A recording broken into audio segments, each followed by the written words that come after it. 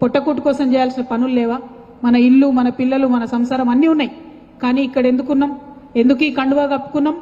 మన వల్ల ఇంకొక 10 మందికి మంచి జరగాలి, మన వల్ల ఇంకొక 10 మంది బాగుపడాలి, మన వల్ల ఇంకొక 10 మందికి సహాయం కావాలి అనేటటువంటి ఆలోచనతోనే ఇవాళ ఇంత పెద్ద ఎత్తున మన పర్సనల్ సమస్యల్ని, మన పర్సనల్ పనుల్ని పక్కకు పెట్టుకొని ఇక్కడికి వచ్చి సమాజం కోసం పనిచేస్తున్నాం. మరి సమాజం కోసం పనిచేస్తుంటే మీరు అనుకోవచ్చు, నాయకుడు అంటే ఏంది, లీడర్ అంటే ఏంది? ఎవరిని లీడర్ అంటారు? ఊర్లల్లో తెల్ల బట్టలు వేసుకొని, నల్ల కళ్ళద్దాలు పెట్టుకొని, స్పోర్ట్స్ షూ వేసుకొని తిరిగేటోళ్ళని లీడర్ అంటారా? అట్లా కాదు కదా. లీడర్ అంటే కేవలం ఎమ్మెల్యే, ఎంపీ, సర్పంచ్, సీఎం అయితేనే లీడర్ అవుతారా?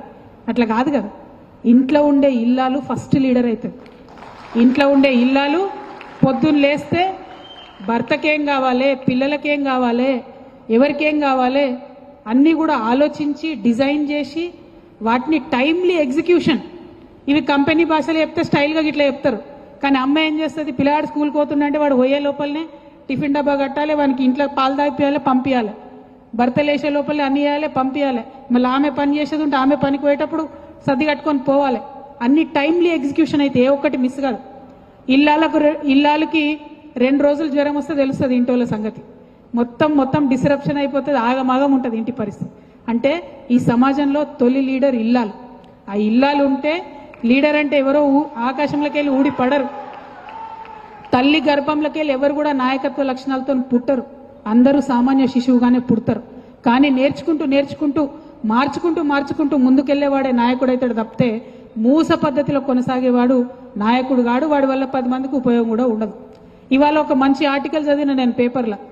ఒక సర్వే చేసిరట. ఏం సర్వే అది? మొత్తం సామాజిక స్పృహ, దేశంలో సామాజిక స్పృహ ఉన్న రాష్ట్రాల గురించి సర్వే చేసిరట. చేస్తే తెలంగాణ నంబర్ 11లో ఉన్నది.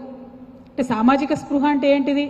పక్కన నవీనన్న కూర్చున్నాడు అనుకో, ఈ నవీనన్నను నేను గౌరవించడం అనేటటువంటిది ఒక సామాజిక స్పృహలోని అంశమే. మా ఇంట్లో చెత్త ఊడిచి పక్కింట్లో వేయొద్దు అనేటటువంటిది కూడా సామాజిక స్పృహ ఉన్నటువంటి అంశమే. మనం ఎక్కడికైనా పోయేది ఉంటే, ఈ మీటింగ్కే వచ్చేది ఉంటే 10కి ఏరాలంటే 10 నిమిషాలకు 10కి బయలుదేరుడు కాదు, 9కి బయలుదేరుడు అంటే సామాజిక స్పృహ. చాలా మంది ఏం చేస్తారు, 10కి మీటింగ్ అంటే 10కి వెళ్తాడు వాడు. 10కి వెళ్ళి ట్రాఫిక్ ఆగము, రోడ్డు మీద ఆగము, స్పీడింగు, హెల్మెట్ పెట్టుకోరు, అక్కడ మీటింగ్ కోసం వెయిట్ చేస్తున్నారు, వాళ్ళ ఆగమగం పరిస్థితి ఉంటుంది. సో సామాజిక స్పృహ అంటే 1, 2 కాదు, చాలా అంశాలు ఉంటాయి.